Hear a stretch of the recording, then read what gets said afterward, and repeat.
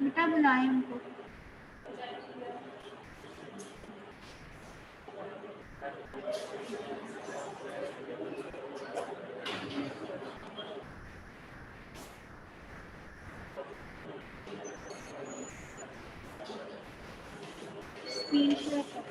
Screen share करनी है।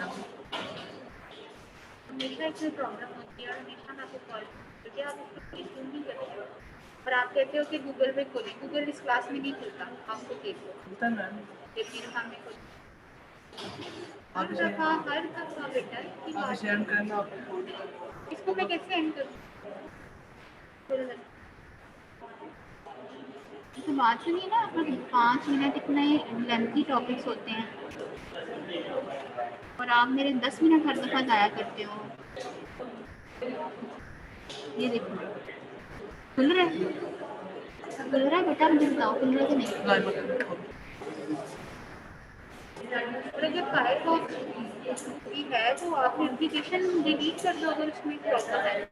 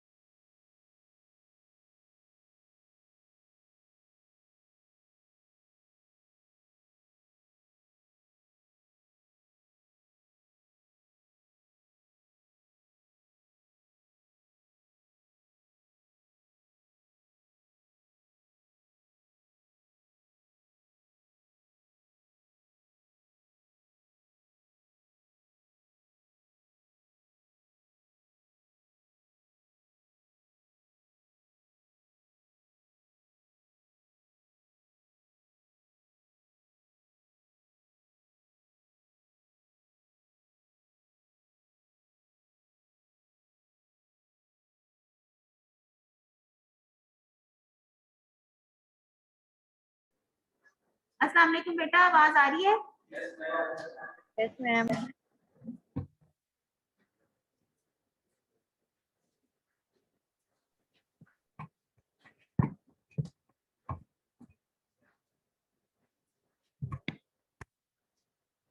चलेंगे। बिस्मिल्लाहिर्रहमानिर्रहीम। The topic for today is valvular heart diseases. Heart valve के बारे में सबको पता है। तो वेल्व्युलर हार्ट डिजीजेस जो हैं वो हमारे हार्ट वेल्व की डिजीजेस हैं, जो कि दो तरह की हो सकती हैं। या तो वेल्व का स्टेनोसिस हो सकता है या वेल्व की रिगर्जिटेशन हो सकती है। वेल्व कौन से हैं? 4 हार्ट वेल्व्स हैं, सबको पता है। 2 एवी वेल्व्स हैं और there are 2 valves. Aortic valve कहाँ है? At the junction of left ventricle with the aorta.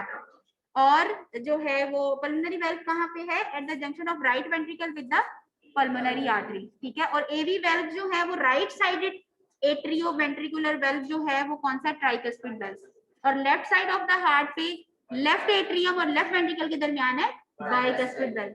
ये जो बाइकस्पिड वेल्व है इसको हम माइट्रल वेल्व भी कहते हैं। सिर्फ ये वो वेल्व है जिसके 2 कस्प होते हैं, बाकी जो तीनों वेल्व है उनके 3-3 कस्प होते हैं। कभी कभी कंजेनिटल डेवलपमेंटल प्रॉब्लम के तौर पे ऐसा होता है कि एओर्टिक वेल्व के भी 2 कस्प बन जाते हैं, तो उस एओर्टिक वेल्व को फिर आगे लाइफ में जाके रिगर्जिटेशन और स्टेनोसिस होने का ज्यादा खतरा होता है, क्योंकि उसकी डेवलपमेंट जो ठीक नहीं हुई। ठीक है। तो नॉर्मली सिर्फ जो बाइकस्पिड या माइट्रल वेल्व है उसके 2 कस्प होते हैं, बाकी तीनों के 3-3 कस्प होते हैं। इसीलिए हम माइट्रल वेल्व को बाइकस्पिड वेल्व भी कह देते हैं। तो वेल्वुलर हार्ट डिजीजेस जो हैं वो या तो स्टेनोसिस हो सकता है, यानी कि वेल्व का जो ओपनिंग है वो नैरो है। Valve do not open well, अच्छी तरह ओपन नहीं होता। That will result into reduced flow of blood across the well. ठीक है। और दूसरा प्रॉब्लम क्या हो सकता है? Regurgitation. Valve does not close well, वो अच्छी तरह क्लोज नहीं होता, जिसकी वजह से उसके अराउंड उसके across back flow of blood होता है। ठीक है। सिस्टली में पूरी तरह क्लोज नहीं होता, तो back flow of blood through the regurgitated valve is there. ठीक है। स्टेनोसिस में रिड्यूस ब्लड फ्लो होता है और रिगर्जिटेशन में back flow of blood, leakage of blood into the previous chamber होता है। ठीक है। तो वेल्वुलर हार्ट डिजीजेस जो हैं, तो वेल्व जो नॉर्मल वेल्व है उनका क्या काम है हमारे हार्ट का? कि 4 हार्ट वेल्व है और उनका ये काम है कि फॉरवर्ड फ्लो ऑफ ब्लड हो हमेशा, और लीकेज को या बैकवर्ड फ्लो को वो प्रिवेंट करें। जो कॉम्पिटेंट सही वेल्व होता है जिसको कोई डिजीज नहीं है, ना स्टेनोसिस है ना रिगर्जिटेशन है, उसका क्या काम है? कि वो बैक फ्लो ऑफ ब्लड को प्रिवेंट करे। ठीक है। तो one way flow of blood को मेंटेन करना वेल्व का काम है, और adequate amount of flow of blood को जो है वो करना वेल्व का काम है। स्टेनोसिस भी नहीं होना चाहिए, रिगर्जिटेशन भी नहीं होना चाहिए। ठीक है। नॉर्मल वेल्व का ये काम है। Aortic valve, pulmonary valve, tricuspid valve, mitral valve भी आपको पता है कहाँ कहाँ होते हैं। तो स्टेनोसिस है और रिगर्जिटेशन है। स्टेनोसिस में क्या प्रॉब्लम है? Valve does not open all the way, और उसमें से flow of blood across the valve जो है वो कम होगा। ठीक है। और रिगर्जिटेशन में क्या है कि खुला ही रहता है वेल्व, अच्छी तरह क्लोज नहीं हो पाता, डू नॉट क्लोज वेल्व। ठीक है। तो इसमें फिर regurgitation and back flow and leakage into the previous chamber होती है। स्टेनोसिस ऑफ द वेल्व में क्या है? वेल्व ओपनिंग जो है वो नैरो है। इसकी क्या वजूहत हो सकती है? कि वेल्व के जो कस्प हैं वो आपस में फ्यूज हो गए हैं या थिकन हो गए हैं, तो ये चीजें जो हैं या उनकी कैल्सिफिकेशन हो गई है, तो these things will lead to stenosis of the valve. ठीक है। अब स्टेनोसिस किसी भी वेल्व का हो, इधर माइट्रल का, ट्राइकस्पिड का, एओर्टिक का, पल्मोनरी का, उसकी 3 रीजंस हो सकती हैं। इसमें थोड़ा बहुत चेंज हो सकता है, लेकिन बेसिकली किसी भी वेल्व की स्टेनोसिस के 3 रीजंस होते हैं। सिनाइल, बुढ़ापे, एज चेंजेस की वजह से, एज के साथ वेजिटेशंस बन गई हैं, एबनॉर्मल स्ट्रक्चर्स या कैल्सिफिकेशन हो गई है, एटसेट्रा एटसेट्रा, सिनाइल चेंजेस। दूसरी रीजन है कंजेनिटल और मोस्ट कॉमन रीजन है rheumatic carditis, rheumatic heart disease. Rheumatic fever एक जोन सा फीवर है वो आप सबको पता है। ठीक है। Group A beta hemolytic streptococci की वजह से फेरिंजाइटिस होता है, उसको एबनॉर्मल इम्यून रिस्पांस होता है, रूमेटिक फीवर होता है। हर रूमेटिक फीवर में कार्डाइटिस नहीं होता, लेकिन जिस रूमेटिक फीवर में कार्डाइटिस होता है उसमें सबसे ज्यादा चांस है माइट्रल वेल्व इफेक्ट होगा। तो हम ये भी पढ़ते हैं बुक्स में कि mitral stenosis is almost always due to rheumatic carditis until proved otherwise. Anyhow, valve की किसी भी valve की stenosis के क्या 3 reasons हो सकते हैं? congenital, senile और number 3 rheumatic carditis। सबसे कॉमन कॉज, सबसे इंपॉर्टेंट कॉज, जो सबसे कॉमन है वो सबसे इंपॉर्टेंट है, तो वो क्या होगी, rheumatic carditis which results due to rheumatic fever. हर रूमेटिक फीवर रूमेटिक कार्डाइटिस नहीं करता, but the rheumatic fever which will result into rheumatic carditis that can result into valvular heart disease। सबसे ज्यादा rheumatic fever में जो cardiac valve affect होता है वो माइट्रल वेल्व है, उसके बाद अफेक्ट होने वाला फ्रीक्वेंसी में वेल्व एओर्टिक वेल्व है। पल्मोनरी और ट्राइकस्पिड कभी कभी अफेक्ट होते हैं, अक्सर औकात नहीं होते, सबसे ज्यादा माइट्रल वेल्व अफेक्ट होता है। उसके बाद किसके चांसेस है, एओर्टिक के, और पल्मोनरी ट्राइकस्पिड जो है वो रूमेटिक कार्डाइटिस में कभी कभी इफेक्ट होते हैं, इतना फ्रीक्वेंटली नहीं होते, होते हैं बट रेयर होते हैं, ठीक है। अच्छा, अब वेल्व की स्टेनोसिस से होगा क्या, the chamber behind the stenotic valve is subjected to greater stress.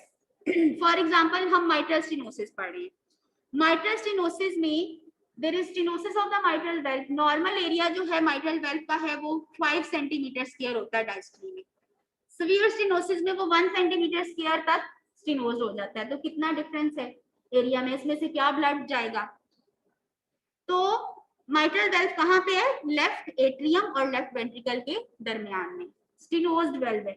इस स्टेनोज्ड वेल्व के क्रॉस ब्लड को पुश करने के लिए लेफ्ट एट्रियम को ज्यादा फोर्स जनरेट करनी पड़ेगी, प्रेशर ओवरलोड हो गया, प्रेशर लेफ्ट एट्रियम में ज्यादा हो गया, अब उसको वो कैसे कम बैक करेगा, वो सबसे पहले तो एट्रियल हाइपरट्रॉफी के जरिए उस इंक्रीज्ड वर्कलोड को ओवरकम करने की कोशिश करेगा और काम चलाने की कोशिश करेगा, लेकिन कब तक, finally there will be due to increased pressure into the left atrium, hypertrophy भी फेल हो जाएगी, finally there will be dilatation and dilatation of the left atrium, failure of the left atrium, failure of the heart, किसी एक chamber का failure है, heart का failure, ठीक है, failure of the left atrium will be there, ठीक है।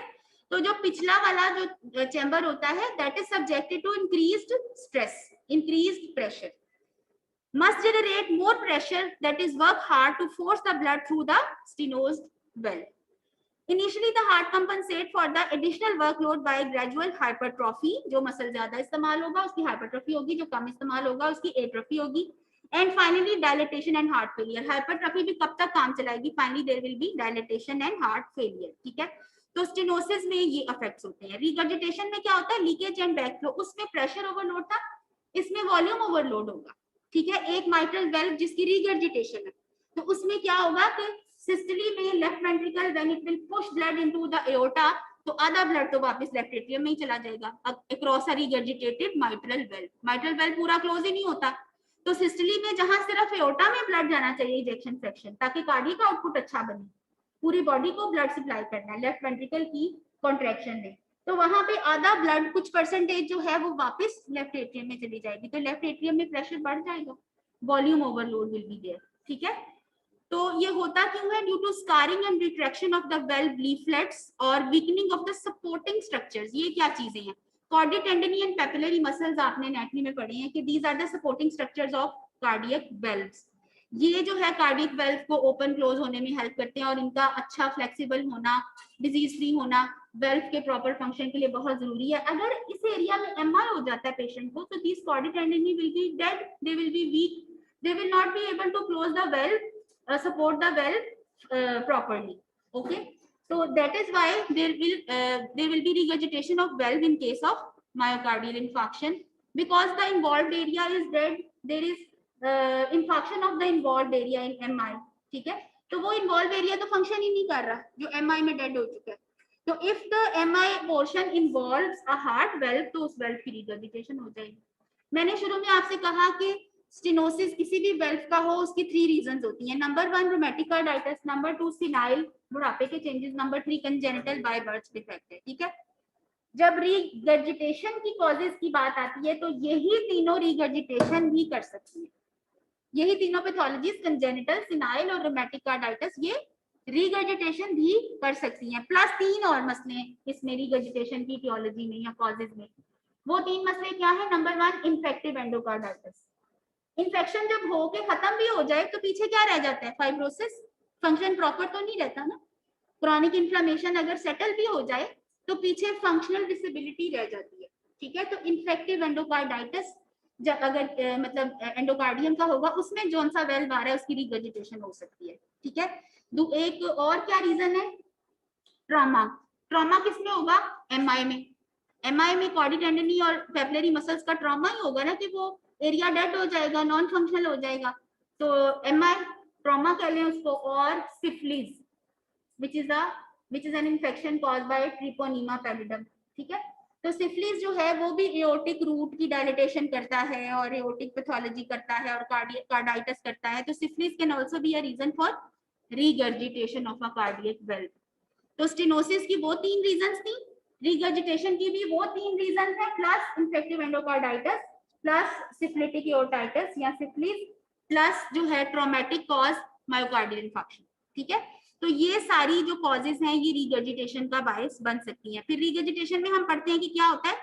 Regurgitation causes the heart to pump the same blood twice. वही ब्लड जो लेफ्ट एट्रियम ने पंप कर दिया था into the left ventricle, regurgitated mitral valve के थ्रू वापस आ गया, उसी को वो दोबारा पंप करेगा, फिर वापस आ गया, उसी को वो दोबारा पंप करेगा। तो ये हार्ट का नॉर्मल फंक्शन तो नहीं है। पहले होगी हाइपरट्रॉफी, फाइनली होगी डायलिटेशन एंड हार्ट फेलियर, ठीक है। As the blood comes back into the chamber, then heart dilate to accommodate more blood. Ventricular dilatation and hypertrophy eventually leads to heart failure. Causes मैं आपसे discuss कर चुकी हूँ। Valvular heart disease में हर valve का stenosis और regurgitation, चारों heart valves की स्टेनोसिस भी आएगी, रिगर्जिटेशन भी आएगा। सबसे पहले हम माइट्रल वेल्व का स्टेनोसिस पढ़ते हैं। कॉजेज वही 3 कॉजेज हैं, सबसे पहले रोमैटिक रीजन, उसके बाद सिवाइल और उसके बाद कंजेनिटल, ठीक है। तो नॉर्मल एरिया कितना होता है 5 सेंटीमीटर स्क्वायर और सीवियर स्टेनोसिस में अप टू 1 सेंटीमीटर स्क्वायर हो जाएगा। अच्छा, अब हम इसके इफेक्ट्स देखते हैं कि what are the effects and what is the pathophysiology of mitral stenosis. तो इसमें क्या होगा, सबसे पहले वो कहता है reduced blood flow into the ventricle. Stenosis है, ठीक है, वेल्व जो है वो पूरी तरह ओपन ही नहीं होता, तो decreased amount of blood will flow across this stenosed valve. कम ब्लड आएगा into the left ventricle, left ventricle उसी कम ब्लड को ही पंप, तो लेफ्ट वेंट्रिकल की एट्रोफी होगी, ठीक है।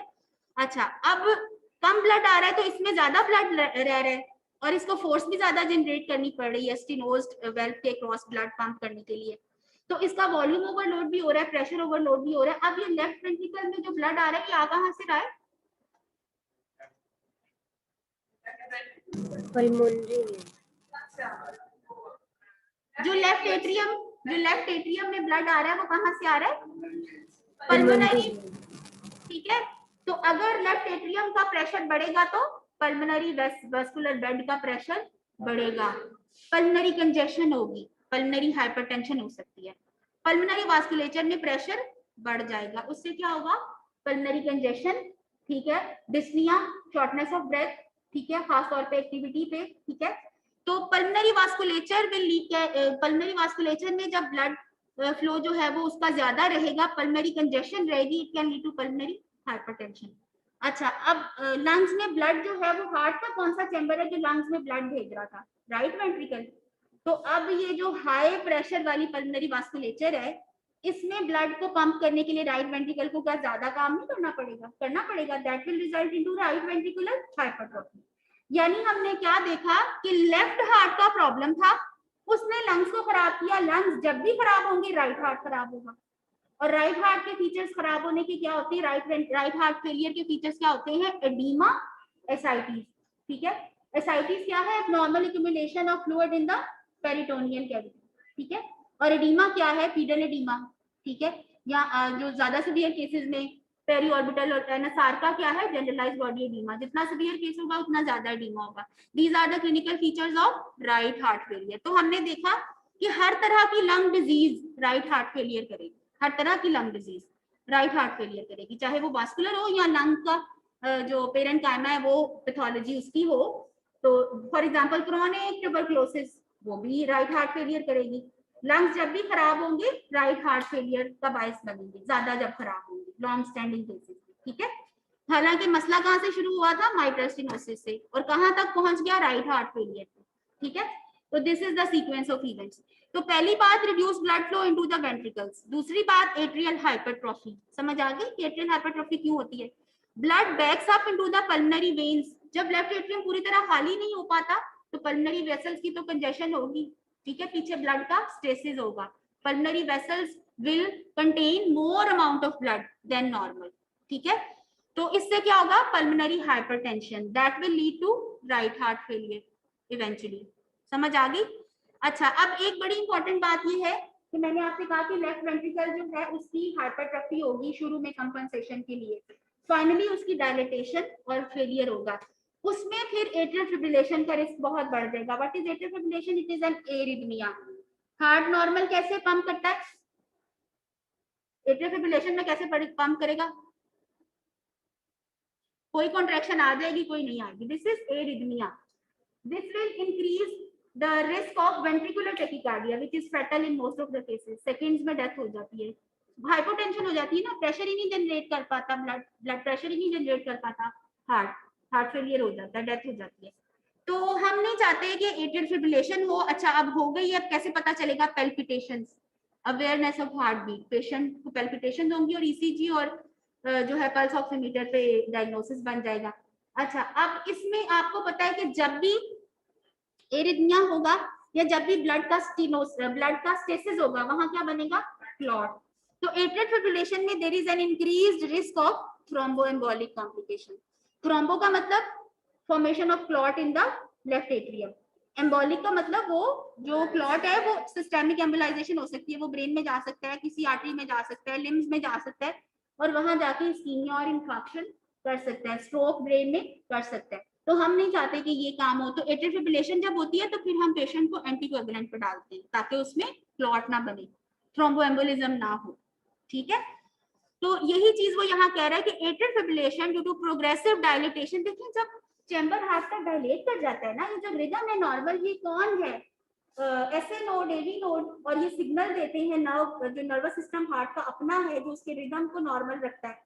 ठीक है, तो एसए नोड, एवी नोड और बाकी जो बंडल्स हैं, बंडल ऑफ फिश, ये सब चीजें क्या करती हैं कि nervous system of the heart है और हार्ट के रिदम को ये नॉर्मल रखती हैं। डिजीजेस में अब जब डायलेट कर गया तो वो नर्वस सिस्टम भी उसमें डिजीज पैथोलॉजी में आ जाता है। ठीक है, वो भी फिर नॉर्मल नहीं रहता। तो जो एक डायलेटेड हार्ट है उसका नर्वस सिस्टम जो है, कंडक्टिंग सिस्टम जिसे कहते हैं, वो नॉर्मल नहीं रहता, वो फिर नॉर्मल की बजाय एबनॉर्मल इम्पल्सेस देता है। और किसी भी जो ऐसी पैथोलॉजी जिसमें कार्डियक चैम्बर जो है वो डायलेट होते हैं, whether it is due to cardiomyopathy, whether it is due to myocardial infection, जो भी उसकी रीजन है, वेल्वुलर हार्ट डिजीज उसके रिजल्ट में है, जो भी रीजन है हार्ट की जो चैम्बर है उसकी डायलेटेशन की, उसमें क्रॉनिक इन्फ्लेमेशन का प्रोसेस हार्ट की चैम्बर्स में चलता है, तो वहां पे स्कार टिश्यू बन जाता है। इन्फ्लेमेशन जब भी हील होगी तो स्कार टिश्यू बनेगा पीछे, वो स्कार टिश्यू में एबनॉर्मल सिग्नल्स बहुत ज्यादा जनरेट करते हैं। ठीक है, तो ये सारी चीजें एरिथमिया का बायस बनती है। ठीक है, एरिथमिया फैटल हो सकते हैं, एरिथमिया बहुत बुरी, बहुत फैटल मेडिकल कंडीशन है। ठीक है, तो progressive dilatation of the left atrium is very common in mitral stenosis unattended cases. Its onset often precipitates pulmonary edema. अब जो हार्ट पंप ही नहीं कर रहा, पीछे पल्मोनरी वैस्कुलेचर में जो स्टेसिस है वो तो और एग्रेवेट हो जाएगा, that will result into pulmonary oedema. इतना ब्लड है पल्मोनरी वैस्कुलेचर में, वो कहाँ जाएगा? कहीं जा भी नहीं पा रहा, हार्ट आगे से पंप ही नहीं कर रहा, उसको सर्कुलेट नहीं कर रहा ब्लड को, तो pulmonary oedema as a result. ठीक है, पल्मोनरी एडिमा और pleural effusion can be the result of heart failure. ठीक है, तो फेल हार्ट हो रहा है और इफेक्ट्स उसके लंग पे आ रहे हैं, तो पल्मोनरी एडिमा जब होगा तो पेशेंट सांस ठीक तरह से ले पाएगा? नहीं। ऑक्सीजन कार्बन डाइऑक्साइड का जो एक्सचेंज हो रहा था वो सही तरह से हो पाएगा? नहीं। तो ये सारे सिस्टम जो है फंक्शंस डिस्टर्ब होंगे। अच्छा, in contrast, a more gradual rise in the left atrial pressure tends to cause an increase in the pulmonary vascular resistance, pulmonary hypertension, and it will lead to right ventricular hypertrophy, tricuspid valve का रीगर्ज और right heart failure. ठीक है, pulmonary hypertension कैसे right heart failure करेगी आपको पता है। ठीक है ना। अच्छा, अब इसके बाद ये फ्लो शीट्स जो हैं ये बहुत मजे की हैं, ये सारी पैथोफिजियोलॉजी आपको समझा दूंगी। Narrowing of the mitral valve यानी कि stenosis of the mitral valve will result into increased left atrial pressure. ये बात ठीक है ना। इससे क्या होगा, जब एट्रियल प्रेशर ज्यादा होगा तो it will lead to increased pulmonary pressure, that will cause pulmonary congestion, increase blood flow into the pulmonary vessels. तो लंग का जो नॉर्मल फंक्शन था वो उसको नहीं कर पाएगा। O2 ऑक्सीजन और कार्बन डाइऑक्साइड एक्सचेंज जो है वो लंग का फंक्शन था, उसको वो प्रॉपर्ली परफॉर्म, वो that function will be decrease, that will result into fatigue, dyspnoea and orthopnoea. Orthopnoea क्या है कि पेशेंट सीधा नहीं लेट सकता, सीधा लेटेगा तो उसको शॉर्टनेस ऑफ ब्रेथ होगी, पल्मोनरी कंजेशन ज्यादा हो जाएगी इस वजह से, फिर वो उठ के बैठेगा, उसके मैकेनिक्स बेहतर होंगे, पल्मोनरी कंजेशन बेहतर होगी तो उसका सांस ठीक होगा, ठीक है। और दूसरी एक चीज है PND, हार्ट फेलियर में एक चीज है PND, पैरोक्सिस्मल नॉकटर्नल डिस्निया। वो क्या है कि मरीज सोया हुआ था रात को और वो शदीद डिफिकल्टी ऑफ ब्रीदिंग या ब्रेथलेसनेस के साथ उठ के बैठ गया, पैरोक्सिस्मल नॉकटर्नल डिस्निया। नॉकटर्नल का क्या मतलब है कि रात को होता है, paroxysmal I mean I think it's episodic, ठीक है, पैरोक्सिस्मल नॉकटर्नल डिस्निया, ठीक है। तो फिर जब वो उठ जाता है मरीज ब्रेथलेसनेस के साथ तो फिर विद द टाइम बीइंग उसकी कंजेशन कम होती है और उसका ब्रेथ जो है वो नॉर्मल होता है, रेस्पिरेटरी रेट, ठीक है। तो these are the features of heart failure, ठीक है। तो ये होगा इसमें। अच्छा, hypertrophy of the left atrium भी साथ ही होगी शुरू में टू कॉम्पनसेट। अच्छा, इसके अलावा क्या होगा, जब लेफ्ट वेंट्रिकल में ब्लड ही कम आता है तो कार्डियक आउटपुट भी कम होगा, और जब भी कार्डियक आउटपुट कम होगा patient will experience weakness and fatigue, ठीक है। डिक्रीज कार्डियक आउटपुट और लेफ्ट वेंट्रिकल को काम कम करना पड़ रहा है तो उसकी जो है ना एट्रफी हो जाएगी। और ये हार्ट के जो चैम्बर्स हैं इनका डायामीटर, इनकी डायलिटेशन, वॉल थिकनेस, ये सब चीजें हमें किस पे नजर आएंगी, एकोकार्डियोग्राफी पे, ठीक है। और डायलेटेड चैम्बर हमें एक्सरे पे भी नजर आ सकते हैं, ठीक है। और एक्सरे, ईसीजी, एकोकार्डियोग्राफी, यही 3 इन्वेस्टिगेशंस हैं जिससे हमने सारी कंजेंटल हार्ट डिजीज भी डायग्नोज की थी, इसमें भी डायग्नोसिस में यही 3 इन्वेस्टिगेशंस हैं। इन तीनों इन्वेस्टिगेशन की कॉम्बिनेशन से we can diagnose each and every valvular heart disease as well, ठीक है। अच्छा, अब हम देखते हैं कि सिम्टम क्या होता है जो पेशेंट हमें बताता है, साइन क्या होता है जो हम खुद मरीज में देखते हैं। तो फीवर इज अ, नहीं ना, साइन। फीवर हम नहीं देखते, फीवर हम देखते हैं ना, पेशेंट नहीं हमें आके बताता कि मुझे बुखार है, वो तो बताता है लेकिन हम उसको कंफर्म करते हैं, ठीक है, तो हम उसको देख सकते हैं, ठीक है।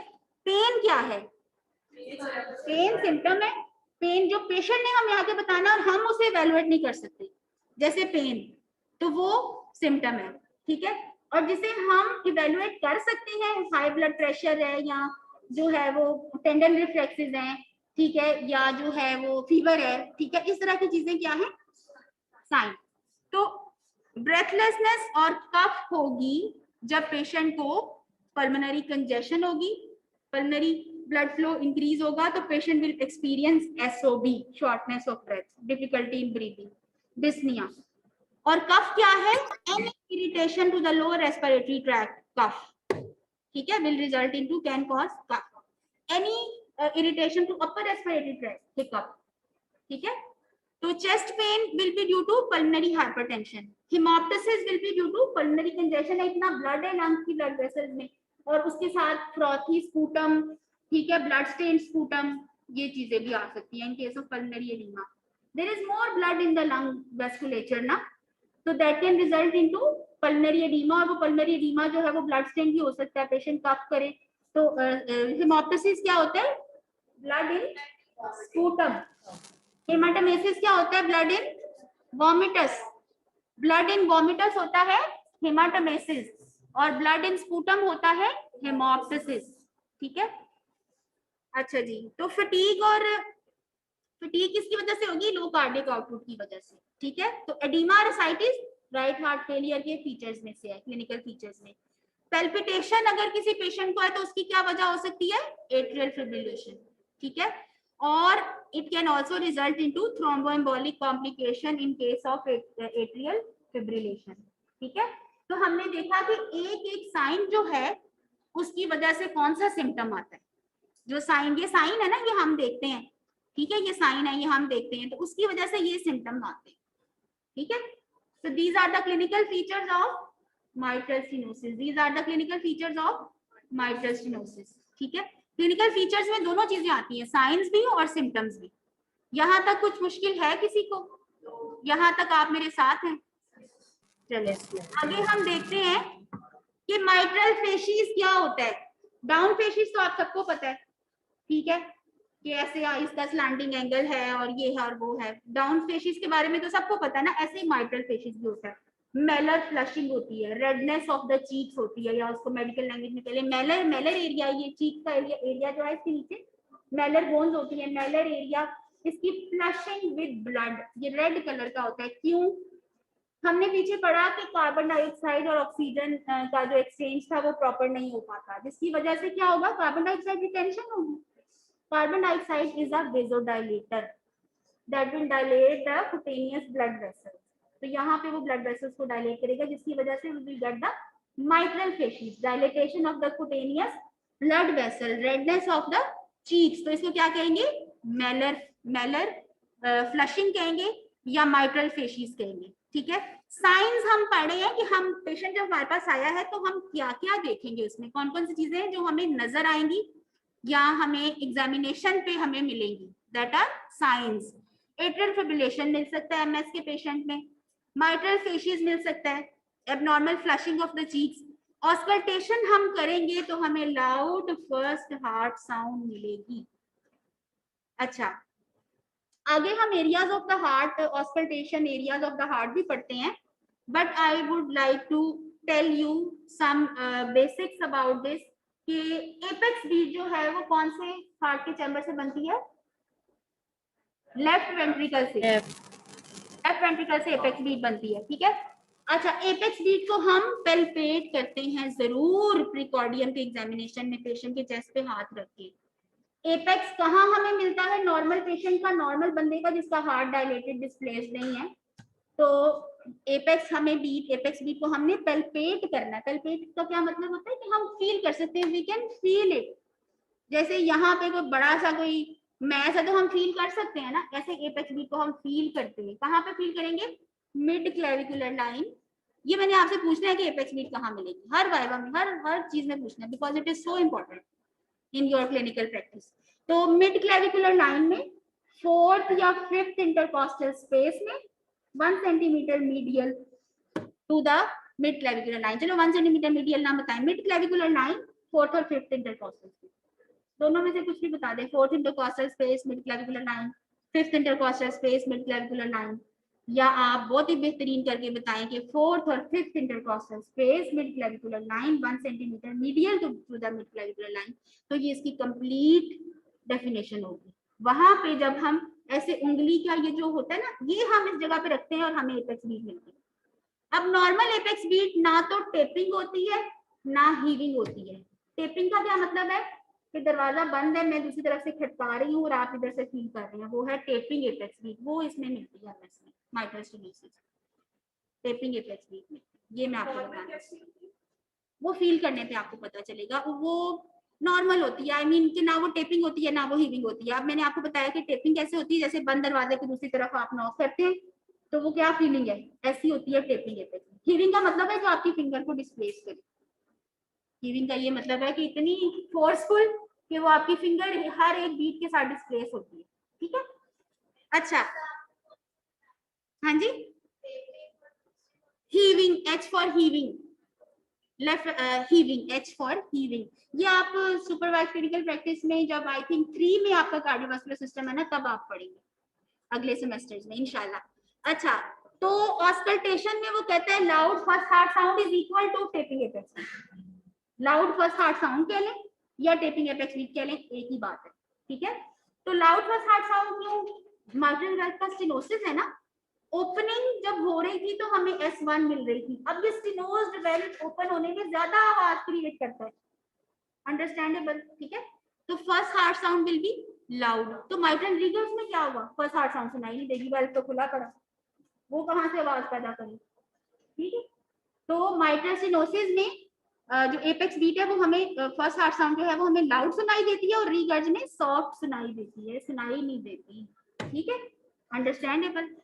Auscultation, loud first heart sound, opening snap एक आवाज है नॉर्मल, अच्छा जी, created by forceful opening of the mitral valve, loud first heart sound. और हमें इसमें MD में डायस्टोलिक मर्मर मिलता है। कहाँ पे मिलेगा, एपेक्स में। माइट्रल वेल्व का प्रॉब्लम है तो माइट्रल एरिया में मिलेगा ना, एरिया ऑफ द हार्ट में आपको आगे बताती हूँ।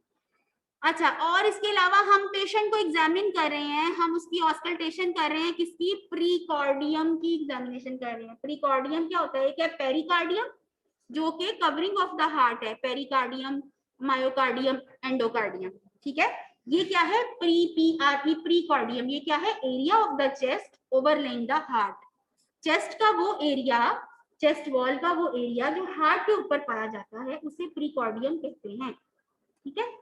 अच्छा जी, इसको हम ऑस्कल्टेट कर रहे हैं, ठीक है, सारी को करेंगे और 4 स्पेशल एरियाज है उनको करेंगे, 4 स्पेशल एरियाज हम आगे पढ़ते हैं। तो ऑस्कल्टेशन में हमें ये मिलेगा और माइट्रल फेशिस हमें इंस्पेक्शन पे मिलेगी। साइन जो है वो आप कैसे देखते हैं, इंस्पेक्शन, ऑस्कल्टेशन, परकशन, ठीक है। ये सारी चीजें आप एग्जामिनेशन में, हिस्ट्री आपने पहले ली जिसमें आपने मरीज को हाथ नहीं लगाया, एग्जामिनेशन में इंस्पेक्शन में आपने आंखों से देखा, उसको हाथ नहीं लगाया, इधर खड़े होकर देखा, इधर खड़े होकर देखा, जो भी देखा, ठीक है। और फिर ऑस्कल्टेशन में, पैल्पेशन में, परकशन में आप पेशेंट को फिजिकली विद कंसेंट एग्जामिन करते हैं, ठीक है। तो ये सारा कुछ क्या है, ये साइंस हैं, ठीक है। और हमें उसकी ऑस्कल्टेशन लंग्स की पे उस पे क्रेपिटेशंस, एबनॉर्मल ब्रीदिंग साउंड्स, ठीक है, गड़ गड़ गड़ गर्गलिंग साउंड्स, जैसे पल्मोनरी एडिमा जो है और उसमें से हवा गुजर रही है तो आवाज, क्रेपिटेशंस, ठीक है। आप इसके लिए नॉर्मल अपना जो चेस्ट है उसको ऑस्कल्टेट किया करें घर पे, ठीक है। Then you will learn the difference between normal and abnormal. पहले नॉर्मल का पता होगा बंदे को तो उससे पता चलेगा ना, नहीं भाई ये तो नॉर्मल नहीं, ये एबनॉर्मल, ठीक है। अच्छा, ये सारे साइंस, ये आ गए जी कार्डियक एरियाज। प्रीकॉर्डियम को हम सारी को ऑस्कल्टेट करते हैं, लेकिन देयर आर, उसको हमने अपनी फाइंडिंग्स को डिस्क्राइब भी तो करना है कि हमें कोई फाइंडिंग कहाँ पे मिली है, प्रीकॉर्डियम में कहाँ पे। मोर प्रिसाइजली डिस्क्राइब करने के लिए हम ये 4 कार्डियक एरियाज का इस्तेमाल करते हैं, ठीक है। इसमें ये जो है सबसे पहले ये है माइट्रल एरिया।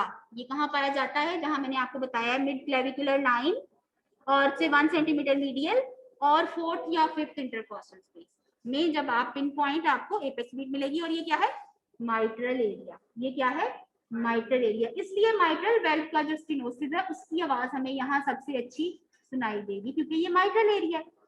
अच्छा जी, अब ये है लेफ्ट पैरास्टर्नल बॉर्डर, है कि नहीं, लेफ्ट पैरास्टर्नल बॉर्डर है ना, तो lower left parasternal border, tricuspid area. Second intercostal space, left parasternal border, second intercostal space, क्या, सेकंड इंटरकॉस्टल स्पेस, ये क्या है बता दें, पढ़ के बता दें। पल्मोनरी एरिया, पिछले लेक्चर में हमें पल्मोनरी स्टेनोसिस हो रहा था नेफ्रोलॉजी ऑफ पैलेट में, तो हमें यहाँ पे मरमर उसका मिल रहा था ना, बिकॉज ऑफ पल्मोनरी स्टेनोसिस। अच्छा जी, और ये क्या है, एओर्टिक एरिया, और ये है राइट पैरास्टर्नल बॉर्डर। ये क्या है, राइट पैरास्टर्नल बॉर्डर, और ये क्या है, सेकंड इंटरकॉस्टल स्पेस। अब भाई सवाल ये है कि सेकंड इंटरकॉस्टल स्पेस का हमें मरीज के ऊपर कैसे पता चलेगा। तो आप सब अपना ये जो है स्टर्नल नॉच इसको कहते हैं, इसको फील करें, फील करें सब बच्चे, सब पतले हैं, कोई मोटा नहीं है, इसको फील करें और नीचे आए तो जो पहली प्रोमिनेंस आपको मिलती है वो है मैनूब्रोस्टर्नल एंगल। जो पहली प्रोमिनेंस आपको मिलती है वो है मैनूब्रोस्टर्नल एंगल, और उसके साथ पैल्पेट करें जो रिब है वो है सेकंड रिब, ठीक है, पहुंच गए। और इसके नीचे जो स्पेस है नरम सी वो है सेकंड इंटरकॉस्टल स्पेस। पहुंच गए सब अपनी सेकंड इंटरकॉस्टल, चलो शाबाश। अच्छा जी, mitral valve, mitral area, tricuspid area, pulmonary aortic area और सॉरी पल्मोनरी एरिया और aortic area, MTPA, MTPA, MTPA. चलो जी आगे चलो। इन्वेस्टिगेशन, देखिए अब तक आपको पता है कि ईसीजी पे जो है वो जो भी चैम्बर, किसी एक चैम्बर की जो हालत होगी उसके डायलेटेड है या हाइपरट्रॉफी है उसके अकॉर्डिंगली ईसीजी फाइंडिंग्स हमें मिलेंगी। तो अगर राइट वेंट्रिकुलर हाइपरट्रॉफी हो तो टॉल आर वेव बनती है ईसीजी पे, ठीक है। अगर आप ईसीजी पे टॉल आर वेव देखें तो आपके जहन में आना चाहिए कि राइट वेंट्रिकुलर हाइपरट्रॉफी की फाइंडिंग है, ठीक है। अच्छा, एक्सरे पे कोई भी चैम्बर, आपको मैंने पिछले लेक्चर में भी बताया कि आप एक्सरे पे जो थोरेसिक डायमीटर है वो देखते हैं और आप कार्डियक शैडो देखते हैं। तो जो थोरेसिक डायमीटर है, फॉर एग्जांपल किसी का 6 सेंटीमीटर है तो जो कार्डियक शैडो का 3 सेंटीमीटर से कम होना चाहिए, उसके हाफ से कम होना चाहिए, तो वो एक नॉर्मल कार्डियक शैडो है। अगर ऐसा नहीं होता, cardiac thoracic ratio is increased, cardiac shadow आपको बड़ा नजर आता है, तो वो है cardiomegaly, enlargement of any of the heart chamber, या ज्यादा या कम, एक हार्ट चैम्बर एनलार्ज होगा तो भी कार्डियोमेगली मिलेगी, ज्यादा कार्डियक चैम्बर डायलेट होंगे तो भी एनलार्ज होंगे तो भी कार्डियोमेगली मिलेगी। तो एक्सरे पे हम देख सकते हैं कि कार्डियक चैम्बर्स की डायलेटेशन है कि नहीं। सिंपल इन्वेस्टिगेशन 300 में हर जगह होता है, ठीक है, एवरीवेयर इज अवेलेबल। तो इस पे हमें लार्ज लेफ्ट एट्रियम मिलेगा। लेफ्ट एट्रियम में लार्ज हो गया था ना फाइनली जब फेल हो गया था, तो that finding can be seen on X-ray chest. Signs of pulmonary venous congestion, increased pulmonary vascular markings. Normal chest X-ray देखें और फिर एबनॉर्मल देखें, you will clearly see the difference. Echo में भी हमें जो है वो जो कार्डियक एको में हम विजुअलाइजेशन होती है, visually we see the cardiac chamber size और रिगर्जिटेशन और स्टेनोसिस की जो रीजंस होती हैं, ठीक है, वेल्व ओपन हो रहा है या नहीं प्रॉपर्ली, ये सब चीजें नजर आती हैं। Echo is ultrasonography of the heart, तो उसमें आपको थिक एंड इमोबाइल कस जो है पूरी तरह ओपन नहीं हो रहे और रिगर्जिटेशन में पूरी तरह क्लोज नहीं हो रहे, तो ये दोनों चीजें आप देखेंगे। एनलार्ज लेफ्ट एट्रियम, हर कार्डियक चैम्बर का size you can see on the echocardiography, ठीक है जी। माइट्रल स्टेनोसिस को अब हम मैनेज कैसे करेंगे? एक तो हमने एंटीकोगुलेंट देना, समझ आ गई कि क्यों देना है, हम नहीं चाहते कि थ्रोम्बोएम्बोलिक कॉम्प्लिकेशंस हो। और इसके अलावा हार्ट फेलियर में है ना, तो जो है डिजिटलाइज करते हैं डाइजॉक्सिन, वो क्या करती है, increase the contracting force of the heart, तो हार्ट फेलियर में देते हैं। बीटा ब्लॉकर और कैल्शियम चैनल ब्लॉकर जो है ये रेट लिमिटिंग, जो पेशेंट इसका होता है ना कार्डियक पेशेंट जो है उसको टेकिकार्डिया नहीं होना चाहिए, दैट कैन प्रेसिपिटेट एरिथमिया, तो उसको टेकिकार्डिया नहीं होना चाहिए, tachycardia can lead to arrhythmia, इसलिए रेट लिमिटिंग। कार्डियक रेट है ना ये 70 पर मिनट, 80 पर मिनट, 90। टेकिकार्डिया क्या है, कार्डियक रेट कह ले या पल्स कह ले मोर देन 100, ब्रेडिकार्डिया क्या है लेस देन 50। तो हम नहीं चाहते किसी सूरत में कि टेकिकार्डिया हो, वो एरिथमिया कर सकता है, तो हम रेट लिमिटिंग मेडिकेशंस देंगे। वो क्या है, बीटा ब्लॉकर, ये प्रिवेंशन है एरिथमिया के लिए, प्रिवेंशन है एरिथमिया के लिए, atrial fibrillation, ventricular fibrillation, ventricular Flutter, ये जो एरिथमियाज है इनकी प्रिवेंशन के लिए calcium antagonist, calcium channel blockers यानी कि और बीटा ब्लॉकर्स दिए जाते हैं। डायूरेटिक्स आपको पता है हार्ट फेलियर में दिए जाते हैं, एडीमा, पल्मोनरी एडीमा, तो इंक्रीज यूरिनेशन से वॉल्यूम ओवरलोड कम करेंगे, पल्मोनरी एडीमा विल सेटल, ठीक है, तो breathlessness will be better. Surgically mitral valve की बैलून वेल्वोप्लास्टी हो सकती है, ओपन हार्ट सर्जरी पे वेल्वोप्लास्टी हो सकती है, या वेल्व रिप्लेसमेंट हो सकती है, ज्यादा ही जिनकी वेल्व का बुरा हाल होता है, ठीक है। तो ये वेल्वोप्लास्टी जो बैलून वेल्वोप्लास्टी उसकी क्या पिक्चर है कि इंफीरियर वेना केवा से गए, कहाँ जा सकते हैं इंफीरियर वेना केवा से, हम राइट एट्रियम में, वहां से हमने इंटर एट्रियल सेप्टम से वो गुजारा, ठीक है, उसको पियर्स करते हुए, और हम पहुंच गए लेफ्ट एट्रियम से माइट्रल वेल्व पे पहुंच गए। वहां बैलून को हमने इन्फ्लेट किया, डिफ्लेट किया, इन्फ्लेट किया, डिफ्लेट किया, इन्फ्लेट किया, डिफ्लेट किया, तो मैकेनिकल डायलेटेशन हमने बैलून वेल्वोप्लास्टी, ठीक है, की balloon valvoplasty, balloon is inflated to widen the narrowed mitral valve, ठीक है, जितनी दफा भी इन्फ्लेट करेंगे, ठीक है, तो वो माइट्रल वेल्व जो है उसका स्टेनोसिस रिलीव हो जाएगा, ठीक है। परकुटेनियस प्रोसीजर है, कितनी अच्छी बात है। माइट्रल रिगर्जिटेशन में अब तक आपको समझ आ गई, कॉजेज वही हैं, 6 कॉजेज मैंने आपको रिगर्जिटेशन की बताई थी, अगर आप गौर करें तो ये वही कॉजेज हैं। नंबर 1 रोमैटिक कार्डाइटिस या रोमैटिक हार्ट डिजीज कह लें, number 2 senile, number 3 congenital, infective endocarditis, number 5 traumatic myocardial infarction, और नंबर 6 सिफिलिस। अगर आप देखें तो यही सब कुछ इसमें लिखा है, ठीक है। चलें जी, ये तो इटियोलॉजी तो आपने रिगर्जिटेशन और स्टेनोसिस सबकी पढ़ ली ना, आगे चलें। अच्छा जी, यहाँ पे हम देखते हैं कि क्या हो रहा है, ये जो वेल्व है ये पहले था इसका स्टेनोसिस, अब है इसकी रिगर्जिटेशन, ठीक है। तो सिस्टली में जब लेफ्ट वेंट्रिकल जो है वो पंप करता है ब्लड को एओर्टा में, तो ब्लड एओर्टा के अलावा लेफ्ट वेंट्रिकल में वापस भी चला जाता है across the regurgitated valve, valve की रिगर्जिटेशन है, तो सिस्टली में सिर्फ जो है वो कार्डियक आउटपुट जो है वो एओर्टा को ही नहीं जाएगा, पीछे लेफ्ट वेंट्रिकल लेफ्ट एट्रियम को वापस भी जाएगा। अच्छा, अब लेफ्ट एट्रियम को वापस चला गया, ठीक है, अब जो है वो ये left atrial dilatation and hypertrophy, पहले हाइपरट्रफी होगी, ये देखिए ये डॉटेड लाइन शो कर रही है कि नॉर्मल जो एक मसल विड्थ थी, नॉर्मल जो एक थिकनेस थी जो है मसल्स ऑफ द हार्ट की, ठीक है, वो ज्यादा हो जाएगी क्योंकि फोर्स, ठीक है, फोर्स जनरेट करेगा ना लेफ्ट वेंट्रिकल इसको कोप अप करने के लिए। अच्छा, अब ये जब हार्ट में से लेफ्ट वेंट्रिकल में से बार बार ब्लड जो है वो उसमें वापस जा रहा है, उसका वॉल्यूम ओवरलोड हो रहा है कि नहीं, वॉल्यूम ओवरलोड जब लेफ्ट एट्रियम में होगा तो पीछे पल्मोनरी कंजेशन होगी, इसमें तो कोई मुश्किल नहीं, ठीक है। तो वो पहले वाले मसले भी वहीं के वहीं हैं, अब पहले क्या हो रहा था कि लेफ्ट एट्रियम जो है वो डायलेटेड था, उसको प्रेशर ज्यादा जनरेट करने की वजह से, और उसमें ब्लड को वो पूरी तरह पंप नहीं कर पा रहा था, तो इसलिए ब्लड का स्टेसिस लेफ्ट एट्रियम में हो रहा था। अब क्या हो रहा है कि ब्लड को पंप तो कर देता है लेकिन ब्लड उसमें वापस आ जाता है, सम परसेंटेज ऑफ वॉल्यूम हर हार्ट बीट के साथ वापस आ जाता है, तो उसी ब्लड को वो बार बार उसको पंप करना पड़ता है। That will lead to volume overload of the left atrium, that will lead to volume overload of the pulmonary vasculature, that will lead to pulmonary hypertension, that will lead to right heart failure. ठीक है। अच्छा, इसके अलावा left atrial dilatation and hypertrophy, regurgitation of blood during systole, left ventricular dilatation and hypertrophy, pulmonary congestion, right ventricular failure. ठीक है, इसमें तो कुछ मुश्किल नहीं। Incomplete closure of the mitral valve यानी कि mitral regurgitation will result into backflow of blood to the left atrium. ठीक है, that will result into decreased volume of blood ejected into the left ventricle. आधा blood तो उधर चला गया तो cardiac output will be decrease, that will result into weakness and fatigue. Cardiac output ही कम है तो टिश्यू को ऑक्सीजनेशन और ब्लड सप्लाई जब नहीं जाएगी, ऑक्सीजन सप्लाई टिश्यूज को प्रॉपर्ली नहीं जाएगी, patient will experience fatigue and weakness. अच्छा, दूसरा मसला क्या हो रहा है, increased left atrial pressure due to regurgitation of blood back into the left atrium, that will lead to left atrial hypertrophy in the first instance. Finally तो dilatation और failure होगा। अच्छा, लेफ्ट एट्रियल हाइपरट्रॉफी और increase pulmonary pressure, right ventricular pressure will be increased, that will lead to right sided heart failure, और उसके features होंगे ascites, edema। Clinical manifestation इसकी simple सी हैं, जो इसके हमने साइन एंड सिम्टम्स पढ़े हैं कि फटीग और वीकनेस होती है।